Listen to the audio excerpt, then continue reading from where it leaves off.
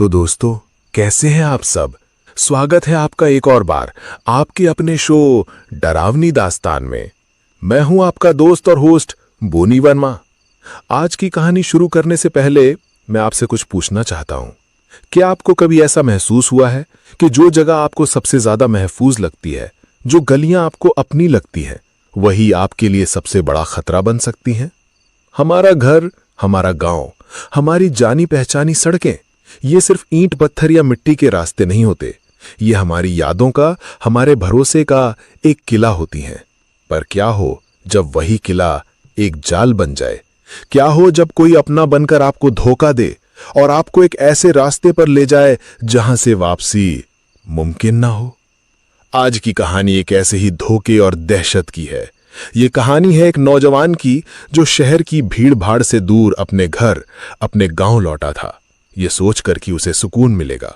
पर उसे ये नहीं पता था कि उसका गांव अब वो नहीं रहा जो वो छोड़कर गया था। वहां की हवा में अब एक अनजाना सा डर घुल चुका था।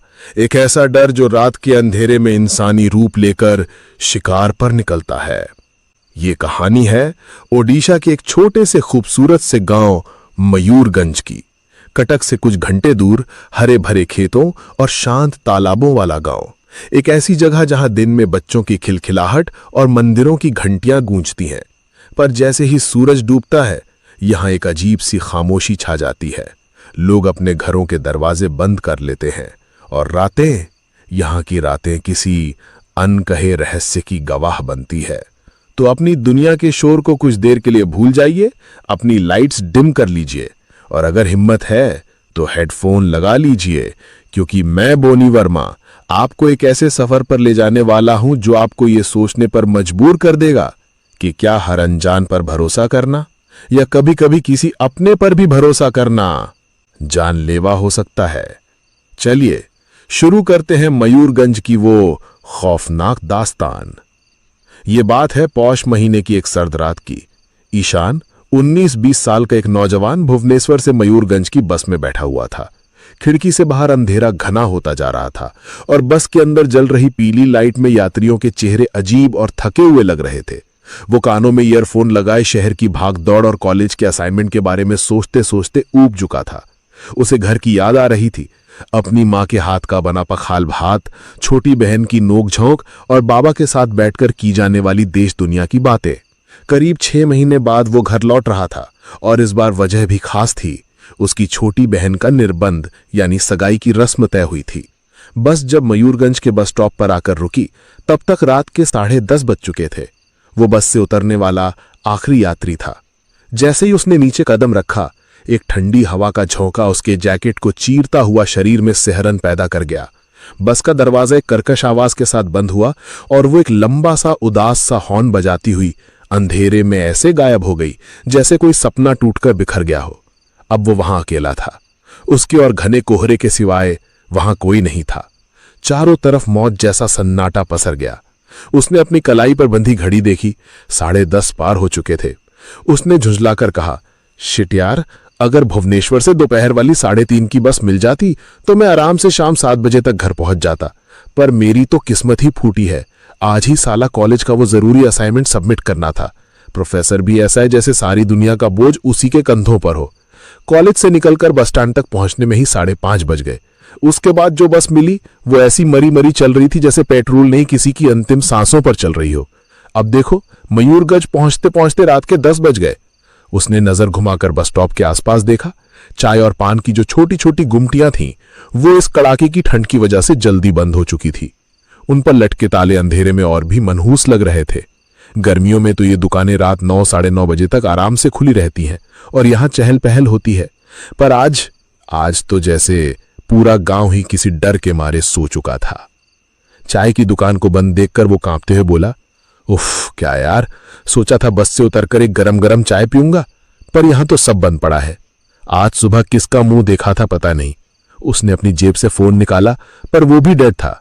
ग्रेट, अब तो घर पर इन्फॉर्म भी नहीं कर सकता।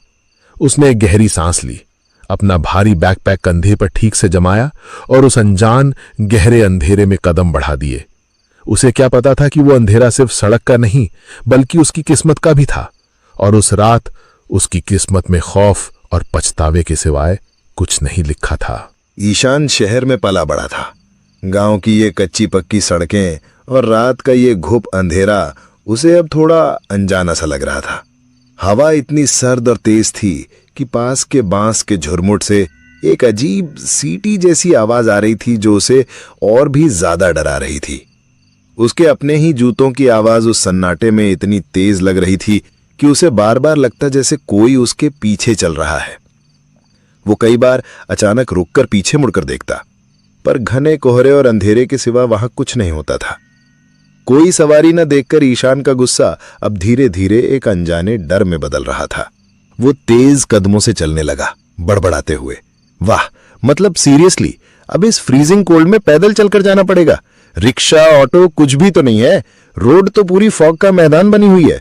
जिधर देखो बस सफेद कोहरा, एक इंसान तक नहीं दिख रहा। उसकी अपनी ही सांसों की भाप कोहरे में मिलकर गायब हो रही थी, जैसे कोई आत्मा उसकी सांसें चुरा रही हो।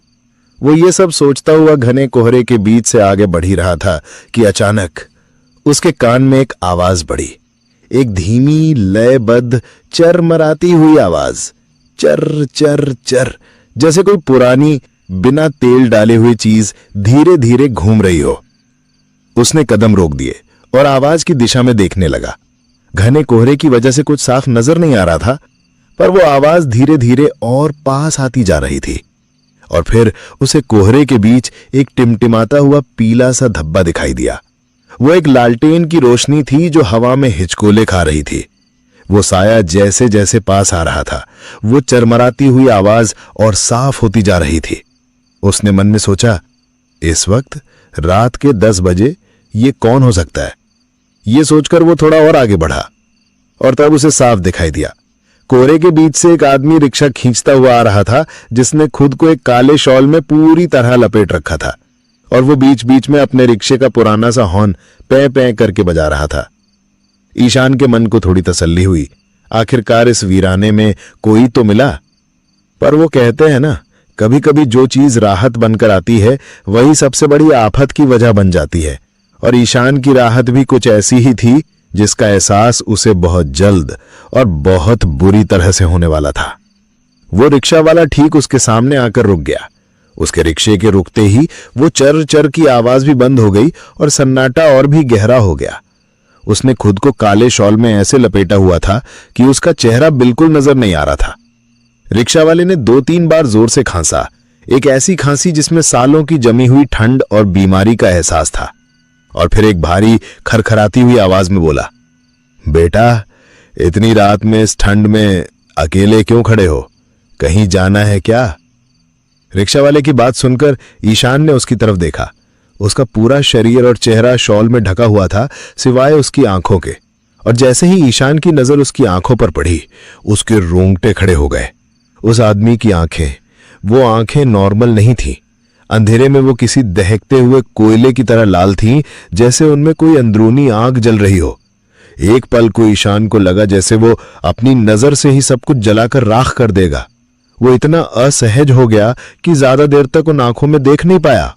उसने फौरन अपनी नजरें झुका लीं और सोचा, शायद लैंटर्न की रोशनी की वजह से ऐसा लग रहा है। उसने खुद को तसल्ली दी और कहा, जी अभी भुवनेश्वर से लौटा हूं बस से, घर जा रहा हूं भैना। उस आदमी ने पूछा, घर तुम्हारा इसी गांव में है?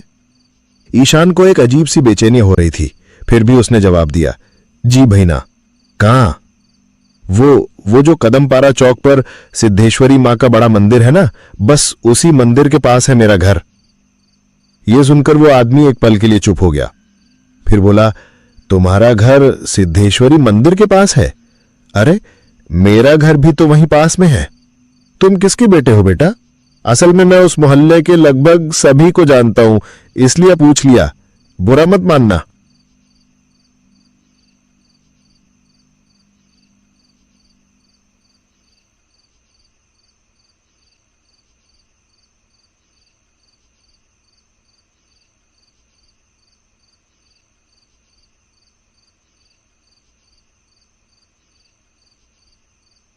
ये सुनकर ईशान थोड़ा मुस्कुराया। उसकी बेचैनी कुछ कम हुई। उसने कहा, आप प्रकाश बाबू को जानते हैं? वो मेरे बाबा हैं। ये सुनते ही उस आदमी ने अपनी आंखें सिकोड़ी, जैसे कुछ याद करने की कोशिश कर रहा हो, और फिर बोला, तुम प्रकाश बाबू के छोटे बेटे ईशान हो? ईशान हैरान रह गया। हाँ, मेरा नाम ईशान ही है, पर आप मुझे कैसे जानते हैं? तभी उस आदमी ने अपने चेहरे से शॉल हटाया और बोला, अरे ईशान, तू मुझे नहीं पहचाना? मैं केशव भैना, तुम्हारे मोहल्ले में ही तो रहता हूं। बचपन में तुझे रोज अपने रिक्शा पर बिठाकर स्कूल छोड़ने जाता था। भूल गया क्या? तू तो मेरे साथ रिक्शा पर बैठकर कितनी बातें करता था। उस आदमी की बात सुनकर ईशान ने गौर से उसके चेहरे को देखा। चेहरा झुर्रियों से भरा था, आंखें अंदर धसी हुई थीं, पर वो चेहरा जाना पहचाना लग रहा था। वो हंस पड़ा। ओह केशव भैना, आप हैं? आपको तो पहचान ही नहीं पाया। सीरियसली, इतने सालों बाद देख रहा हूं ना, इसलिए शायद। कैसे हैं आप भैना? केशव भैना ने एक फीकी सी मुस्कान दी। मैं तो ठीक हूं रे ईशान, बस बुढ़ापा है, कट रहा है। तू बता, तू कैसा है? आजकल क्या कर रहा है? मैं भी ठीक हूं भैना। भुवनेश्वर में इंजीनियरिंग कर रहा हूं, वहीं रहता हूं। साल में बस 1-2 बार ही घर आ पाता हूं। लग रहा है इस बार तो काफी टाइम बाद आया है ना? हाँ भैना, वो क्या है ना कि कॉलेज में पढ़ाई का प्रेशर बहुत था, ऊपर से सेशनल एग्जाम्स चल रहे थे, इसलिए ही नहीं मिली। पर आप इस वक्त रिक्शा लेके कहां से आ रहे हैं?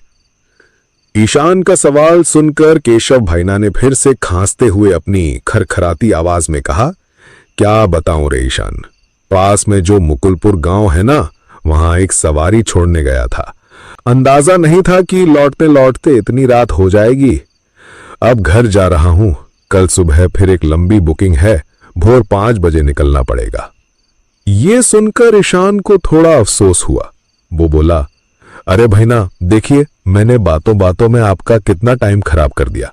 आप जल्दी घर जाइए, मैं तो यहां से पैदल ही चला जाऊंगा, अब ज्यादा दूर नहीं है।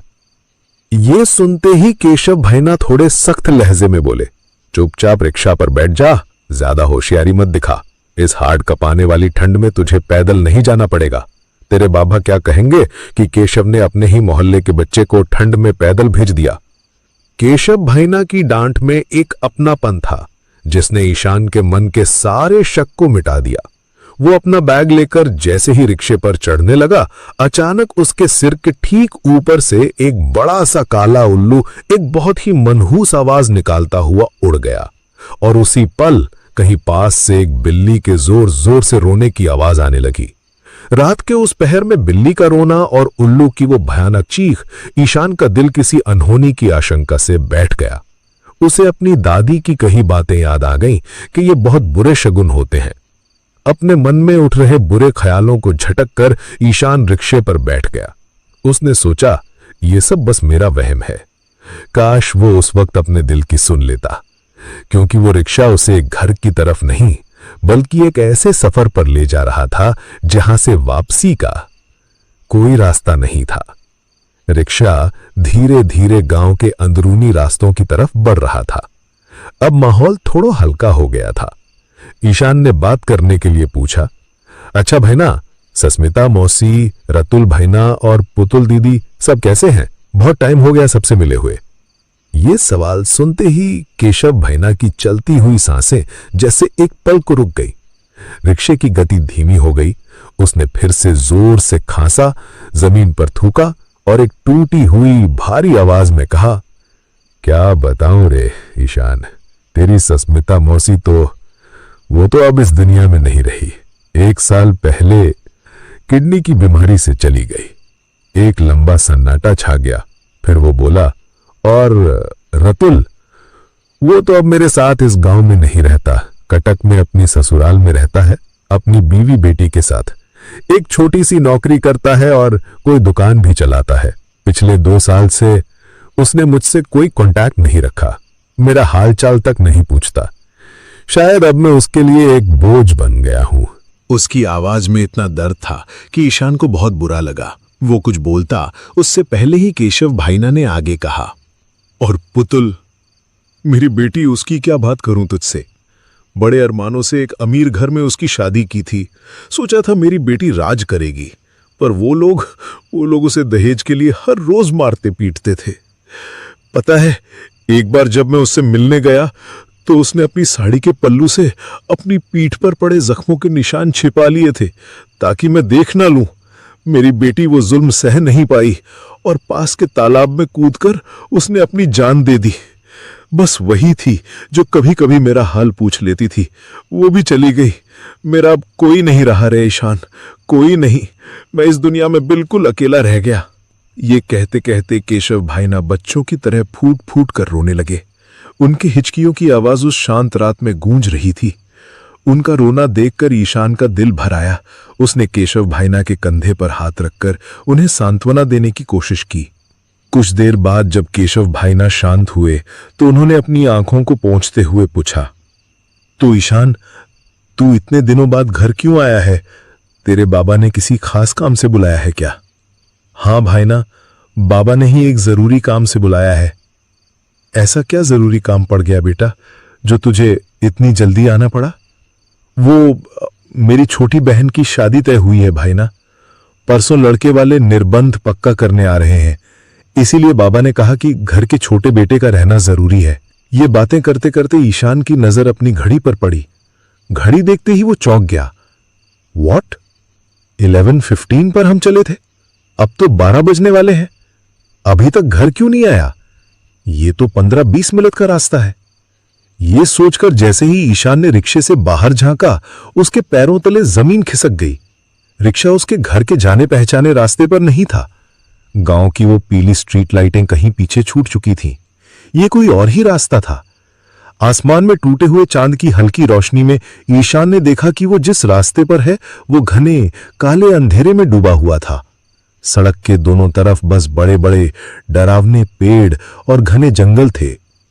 उन पेड़ों की शाखाएं ऐसी लग रही थीं जैसे कोई कंकाल अपने हाथ फैलाए खड़ा हो, और उन जंगलों से लगातार सियारों के रोने की आवाजें आ रही थीं। ईशान की रूह कांप गई। उसने कांपती हुई आवाज में पूछा, केशव भाई ना, ये कौन सा रास्ता है? मेरा घर तो पीछे रह गया। हम गलत रास्ते पर हैं। मैं तो इस रास्ते पर पहले कभी नहीं आया। पर केशव भाईना ने उसकी बात का कोई जवाब नहीं दिया। वो बस चुपचाप एक अजीब सी धुन में रिक्शा भगाए जा रहा था। रिक्शे की रफ्तार अब पहले से बहुत तेज हो गई थी। कई बार पूछने के बाद भी जब केशव भाईना चुप रहे तो ईशान की हिम्मत जवाब दे गई। उसने चिल्लाकर कहा, रुकिए, रिक्शा रोकिए, आप मुझे कहां ले जा रहे हैं? और फिर उस खामोशी को तोड़ते हुए एक आवाज आई। वो आवाज केशव भाईना की नहीं थी। वो आवाज धीमे से इस दुनिया की थी ही नहीं। एक कर्कश, खुरदुरी और कान फाड़ देने वाली आवाज में वो हंसा। एक ऐसी हंसी जिसे सुनकर किसी की भी रूह कांप जाए। वो बोला, ये प्रेत लोक का रास्ता है छोकरे। हम अब सीधे प्रेत लोक जा रहे हैं। चल मेरे साथ चल, तुझे बहुत मजा आएगा। ये कहकर उसने जैसे ही अपना चेहरा ईशान की तरफ घुमाया, ईशान की चीख हलक में ही अटक गई। वो चेहरा अब केशव भाईना का नहीं था। वो किसी इंसान का चेहरा था ही नहीं। उसकी जगह पर एक भयानक, गला हुआ, खून से लथपथ चेहरा था। उस चेहरे की चमड़ी जगह जगह से पिघलकर लटक रही थी। होंठों के कोनों से गाढ़ा काला खून रिस रिस कर नीचे टपक रहा था। आंखों की जगह पर पुतलियां नहीं बल्कि 2 बड़े बड़े काले गड्ढे थे, जिनमें से एक भयानक लाल रोशनी निकल रही थी। उस प्रेत की खोपड़ी एक तरफ से फटी हुई थी और उसमें से कीड़े मकोड़ों से सना दिमाग और मांस के लोथड़े बहकर उसके पूरे शरीर पर गिर रहे थे, और एक सड़ी हुई असहनीय बदबू चारों तरफ फैल गई। और फिर ईशान ने जो देखा तो उसकी सांसें अटक गईं। उसने डर से कांपती नजरों से देखा कि जिस रिक्शे पर वो बैठा था वो जमीन पर नहीं चल रहा था, वो हवा में तैर रहा था। इस भयानक मंजर को देखकर ईशान समझ गया कि उसकी मौत सामने खड़ी है। उसने एक पल भी नहीं गवाया और चलते रिक्शे से छलांग लगा दी। नीचे गिरते ही उसके घुटने और कोहनियां छिल गई, पर उसे दर्द का एहसास तक नहीं हुआ। वो उठा और बिना इधर उधर देखे पागलों की तरह अपनी जान बचाने के लिए भागने लगा। वो बीच बीच में मुड़कर देखता तो वो भयानक प्रेत रिक्शे समेत हवा में उड़ता हुआ उसी का पीछा कर रहा था। और उसे देखकर एक कान फाड़ देने वाली हंसी हंसते हुए अपनी खुरदुरी आवाज में चिल्ला रहा था, कहां भागेगा रे छोकरे, मेरे हाथ से आज तक कोई नहीं बच पाया, तू भी नहीं बचेगा। आज मैं तेरा खून चूसूंगा। आ मेरे पास, आ मेरे पास। वो भाग रहा था, उसके फेफड़े जल रहे थे, मुंह में खून का स्वाद आ रहा था, पर वो रुका नहीं। भागते भागते आखिरकार वो अपने मोहल्ले के बड़े सिद्धेश्वरी काली मंदिर के आंगन में पहुंचा। मां काली के मंदिर के आंगन में पहुंचते ही जैसे उसकी सारी हिम्मत, सारी ताकत जवाब दे गई। वो मुंह के बल गिरा और बेहोश होने से पहले उसने उस प्रेत को मंदिर के गेट के बाहर अंधेरे में गायब होते देखा, जैसे वो पवित्र जमीन पर कदम नहीं रख सकता था। उस रात मौत ने उसे छुआ जरूर था, पर शायद मां काली की कृपा ने उसे अपनी आगोश में ले लिया था।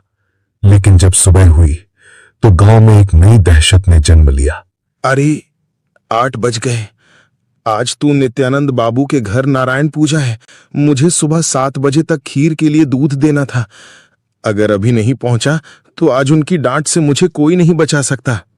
राकेश ये बड़बड़ाता हुआ अपनी साइकिल पर दूध के 2 बड़े कनस्तर लादे सिद्धेश्वरी काली मंदिर के पास से गुजर रहा था। तभी उसकी नजर मंदिर के सामने जमीन पर पड़ी एक बड़ी सी चीज पर गई। उसने साइकिल रोक दी और दूर से ही घूरते हुए बोला, अरे मंदिर के सामने वो क्या पड़ा है? कोई इंसान लग रहा है। ये सोचकर वो साइकिल लेकर थोड़ा और पास गया तो देखा कि सचमुच एक लड़का जमीन पर औंधे मुंह पड़ा है। राकेश ने जैसे ही उस लड़के को सीधा किया, उसका चेहरा देखते ही वो डर से उछल पड़ा। वो कांपती हुई आवाज में बोला, ये तो प्रकाश बाबू का छोटा बेटा ईशान है, पर ये सुबह सुबह यहां बेहोश क्यों पड़ा है? राकेश ने एक पल भी बर्बाद नहीं किया और ईशान के घर की तरफ दौड़ पड़ा। वो जोर जोर से चिल्ला रहा था, प्रकाश बाबू, ओ प्रकाश बाबू, जल्दी बाहर आइए। देखिए आपका छोटा बेटा ईशान सिद्धेश्वरी मंदिर के चबूतरे पर बेहोश पड़ा है। राकेश की चीख पुकार सुनकर ईशान की मां सस्मिता देवी बाहर आईं। राकेश ने हांफते हांफते उन्हें सारी बात बताई। ये सुनते ही सस्मिता देवी के हाथ पैर फूल गए और वो फूट फूट कर रोने लगीं। उनकी चीख सुनकर ईशान के पिता प्रकाश बाबू कमरे से बाहर आए। सारी बात जानते ही वे सब तुरंत मंदिर की ओर भागे। वहां पहुंचकर उन्होंने देखा कि सचमुच उनका छोटा बेटा ईशान जमीन पर बेहोश पड़ा है। उसके कपड़ों पर मिट्टी और खून के धब्बे थे। इतने में मोहल्ले के लोग भी वहां जमा हो गए और कानाफुसी करने लगे, फुसफुसाते हुए, लड़का पक्का कल रात बातों बना भूत के चक्कर में पड़ गया था। प्रकाश बाबू ने ईशान की नब्ज जांची और बोले, सस्मिता, डरो मत, बेटा जिंदा है, पर यह बेहोश हो गया है। इसे फौरन हॉस्पिटल ले जाना होगा। इसके बाद सबने मिलकर ईशान को अस्पताल में भर्ती कराया। 3 दिन और 3 रातें ईशान अस्पताल में बेहोश पड़ा रहा। उसके माता पिता के लिए ये 3 सदियों जैसे थे। पर जब आखिरकार ईशान को होश आया तो उसने जो कहानी सुनाई, उसने सिर्फ उसके परिवार को ही नहीं बल्कि पूरे मयूरगंज गांव के उस खौफनाक राज से पर्दा उठा दिया जिसे सब जानते तो थे पर बोलने से डरते थे। जब ईशान ठीक होकर घर लौटा तो एक शाम उसके पिता प्रकाश बाबू उसे अपने पास बिठाकर बोले, बेटा, उस रात तू बातों बना भूत के चंगुल में पड़ गया था। तेरी किस्मत बहुत अच्छी थी और मां सिद्धेश्वरी की कृपा थी कि तू उस शैतान के हाथ से जिंदा बचकर आ गया। पिता के मुंह से बातों बना भूत का नाम सुनकर ईशान ने पूछा, बाबा, ये बातों बना भूत क्या होता है? मैंने तो इसका नाम पहले कभी नहीं सुना। तब उसके पिता ने कमरे का दरवाजा बंद किया, एक गहरी ठंडी सांस ली और उस खौफनाक रहस्य से पर्दा उठाना शुरू किया जिसकी वजह से पूरा गांव दहशत में जी रहा था। बेटा, बातों बना भूत एक छलावा है, एक ऐसी आत्मा जो इंसानों को धोखा देकर उनका रास्ता भटकाती है और फिर उन्हें मारकर खा जाती है। जो भी इसके चक्कर में पड़ता है वो रास्ता भूलकर गोल गोल एक ही जगह घूमता रहता है। ये भूत ज्यादातर रात में गांव के बाहर खेत में या सूनी सड़कों पर अकेले भटकते हैं। इन्हें इंसानों का खून और मांस बहुत पसंद है और ये किसी का भी रूप ले सकते हैं, किसी ऐसे का जिस पर तुम सबसे ज्यादा भरोसा करते हो। उस रात जिसे तू केशव भैना समझ रहा था वो असली केशव भैना नहीं था। असली केशव भैना तो बहरमपुर में अपने परिवार के साथ रहता है वो तो तेरे आने से 1 हफ्ता पहले ही गांव घूमकर गया था और हम सब से मिलकर भी गया था। जिसे तूने देखा वो वही बातों बना भूत था। उन्होंने आगे बताया, इस भूत का आतंक गांव में 8 से 2 महीने पहले शुरू हुआ था। सबसे पहले मनोज, जो हमारी जमीन पर काम करता था, वो गायब हो गया। 2 दिन बाद उसकी लाश गांव के बाहर सूखे तालाब में मिली। बेटा, मैं बता नहीं सकता, उसका चेहरा किसी जंगली जानवर ने नोच लिया हो ऐसा लग रहा था। आंखें बाहर निकली हुई थीं और हाथ पैर अजीब तरह से टूटे मुड़े थे। पुलिस आई, जांच हुई, पर कुछ पता नहीं चला। उसके कुछ हफ्तों बाद पास के गांव की सुकंती दीदी, जो रात में एक शादी से लौट रही थी, उसकी लाश जंगल के किनारे मिली। हालत वही थी। तब हम सब समझ गए कि ये किसी इंसान का नहीं बल्कि उसी शैतान का काम है। उस दिन के बाद से गांव में शाम ढलते ही डर का माहौल हो जाता है। लोग सूरज डूबने के बाद घर से बाहर नहीं निकलते। अपने पिता के मुंह से गांव की ये सच्चाई सुनकर ईशान का चेहरा डर से सफेद पड़ चुका था। वो अब उस घर में, उस गांव में एक पल भी नहीं रहना चाहता था। उस रात का खौफ अब उसकी रगों में दौड़ रहा था और उसे पता था कि जब तक वो इस जगह से दूर नहीं चला जाता, उसे सुकून नहीं मिलेगा। अगले ही दिन ईशान ने अपना बैग पैक कर लिया। उसने कांपती हुई आवाज में अपने माता पिता से कहा, बाबा, मैं अपने इस गांव में एक दिन भी नहीं रुकूंगा। मैं आज ही भुवनेश्वर वापस जा रहा हूं। उसके माता पिता ने भी उसे नहीं रोका, क्योंकि वो भी जानते थे कि ईशान का यहां रहना अब खतरे से खाली नहीं था। और सचमुच ईशान उसके बाद ज्यादा दिन अपने गांव में नहीं रुका। शहर लौटने के बाद भी उसे चिट्ठियों से पता चलता रहा कि मयूरगंज में उस बाटो बड़ा भूत का आतंक अभी भी जारी है। ईशान एक गहरी सांस लेकर सोचता कि जब तक उस भूत का साया गांव से नहीं हट जाता, वो वापस नहीं जाएगा। क्योंकि आज भी जब वो रात में अकेले सोता है तो उसके कानों में उस प्रेत की कही आखिरी बात गूंजती है, एक वादा, एक धमकी। आज तो बच गया रे छोकरे, पर अगली बार अगर मेरे हाथ लगा तो जिंदा वापस नहीं जाएगा। तो दोस्तों, ये थी मयूरगंज की कहानी और ईशान का वो भयानक अनुभव। क्या वो बाटों बड़ा भूत आज भी वहां भटकता है? क्या वो किसी और अपने का रूप लेकर किसी नए शिकार की तलाश में है? ये सवाल शायद हमेशा एक राज ही रहेंगे। आपको ये कहानी कैसी लगी मुझे कमेंट्स में जरूर बताइएगा, और ये भी बताइएगा कि अगर आप ईशान की जगह होते तो क्या करते। मैं बोनी वर्मा आपसे मिलूंगा अगली कहानी में एक और नए अनसुने डर के साथ। तब तक अपना ध्यान रखिए, और अगर कभी कोई अपना भी अजीब लगे तो थोड़ा सावधान रहिएगा। Good night and sleep tight.